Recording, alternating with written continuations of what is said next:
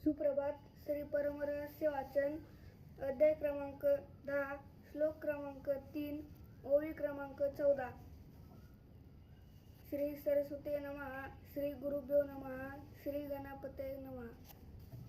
मुखे मंत्र हृदय ध्यानम, मस्तके लिंगधारणम, शिखा रुद्राक्ष भस्मानी होत जंगम लक्षणम. मुखी मंत्र हृदय गुरुचे ध्यान, प्राणासी लिंगासी एकची आसन, इष्ट प्राण मिश्रित करून वर्ते त्याची जंगम.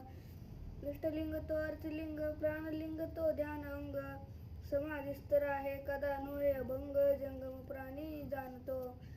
त्याचे हृदय ते गुरुचे भुवन, विश्रांतीचे त्याचे स्थान, त्याचे मुख ते गुरुचे वदन, म्हणून भोगता तो सर्वासी. त्याचे चाली गुरु चालत, त्याचे बोली गुरु बोलत, ऐसा जंगम तो योगयुक्त, तो मुकुटमणी माझा.